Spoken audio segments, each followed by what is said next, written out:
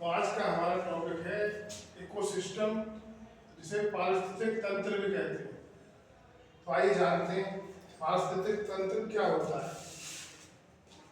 पारिस्थितिक तंत्र में सजीवों अर्थात जंतु तथा पौधों का एक समुदाय अपने पर्यावरण के निर्जीव घटकों के साथ मिलकर रहता है।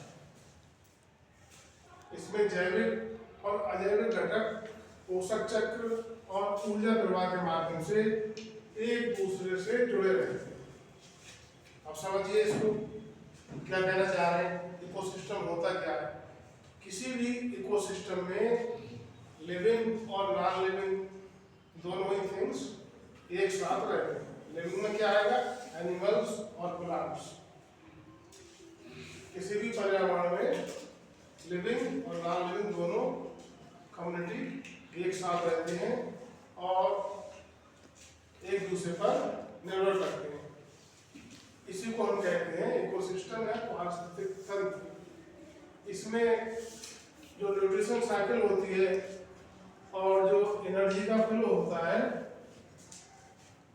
उसके द्वारा ये दोनों ही कौन, लिविंग और नॉन लिविंग, एक दूसरे से जुड़े रहते हैं। अब बात करते हैं पारिस्थितिक तंत्र के प्रकार, टाइप्स ऑफ इकोसिस्टम। कितने प्रकार का होता है? तो ये मुख्य रूप से दो प्रकार का है। पहला है प्राकृतिक पारिस्थितिक तंत्र, जिसे नेचुरल इकोसिस्टम कहते हैं, और दूसरा होता है कृत्रिम या मानव निर्मित पारिस्थितिक तंत्र। कृत्रिम यानी आर्टिफिशियल या मैन मेड पारिस्थितिक तंत्र, मानव निर्मित या मैन मेड। तो पहला देखते हैं प्राकृतिक पारिस्थितिक तंत्र। अब प्राकृतिक पारिस्थितिक तंत्र या नेचुरल इकोसिस्टम भी दो प्रकार का है। पहला है जलीय पारिस्थितिक तंत्र, जिसे कहेंगे एक्वेटिक इकोसिस्टम, और दूसरा होता है स्थलीय पारिस्थितिक तंत्र या टेरेस्ट्रियल इकोसिस्टम।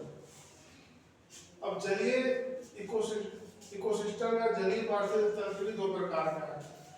पहला है स्वच्छ जलीय और दूसरा है समुद्री पारिस्थितिक तंत्र। स्वच्छ जलीय पारिस्थितिक तंत्र के अंतर्गत क्या आएगा? तालाब है, नदी है, झील है। तालाब, नदी और झील में भी बहुत सारे लिविंग और नॉन लिविंग थिंग्स रहते हैं। बहुत सारे जीवित एनिमल्स रहते हैं, प्लांट्स रहते हैं, और नॉन लिविंग थिंग्स भी इसमें पाए जाते हैं। समुद्री पारिस्थितिक तंत्र, जिसे कहते हैं मैराइन इकोसिस्टम। अब अगला है स्थलीय पारिस्थितिक तंत्र, जिसे कहते हैं टेरेस्ट्रियल इकोसिस्टम।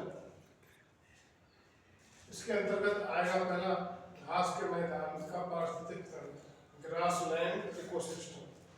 दूसरा आएगा मरुस्थलीय पारिस्थितिक तंत्र या डेजर्ट इकोसिस्टम। और तीसरा आएगा वन का पारिस्थितिक तंत्र, वन अर्थात जंगल का पारिस्थितिक तंत्र या फॉरेस्ट इकोसिस्टम। और दूसरा है कृत्रिम या मानव निर्मित पारिस्थितिक तंत्र। तो इसके अंदर क्या आएगा? कृत्रिम, आर्टिफिशियल, नाम से ही पता लग रहा है कृत्रिम, जो मनुष्य ने स्वयं बनाया है। मैन मेड इकोसिस्टम, इसमें क्या आएगा? आपने देखा होगा मनुष्य क्या करता है, अपनी सुविधा के लिए फसलें उगाता है। कहाँ उगाता है? खेत में। धान की फसल करता है, गेहूं की फसल करता है, गन्ने की फसल करता है। तो धान, गेहूं, गन्ना, कपास की जो फसलें हैं वो क्या है? कृत्रिम या मानव निर्मित पारिस्थितिक तंत्र है। इसी तरह से वाटर एक्वेरियम, या जिसे जल जीवशाला भी कहते हैं, जिसमें मछलियां पालते हैं, वाटर एक्वेरियम, जिसमें मछलियां होती हैं। तो ये क्या है? कृत्रिम पारिस्थितिक तंत्र तो है, मानव निर्मित पारिस्थितिक तंत्र तो है। वैसे नेचुरल क्या है? नेचुरल कहाँ पाई जाएंगी मछलियां? तालाब के अंदर। लेकिन मनुष्य ने क्या करा? मनुष्य ने अपनी सुविधा के लिए जल जीवशाला बना दी। कैसे? कृत्रिम तरीके से, और वो अपने घर में वाटर एक्वेरियम में इनको रखते हैं। तो आइए फिर से रिवाइज करो। इकोसिस्टम में क्या होगा? सजीव होंगे इसमें, सजीव में क्या होगा, प्लांट्स भी होंगे और एनिमल्स भी होंगे। ठीक है, ये जो है अपने वातावरण के या अपने पर्यावरण के निर्जीव घटकों के साथ मिलकर रहते हैं। और पारिस्थितिक तंत्र दो प्रकार का होता है, प्राकृतिक पारिस्थितिक तंत्र और कृत्रिम या मानव निर्मित पारिस्थितिक तंत्र। ठीक है।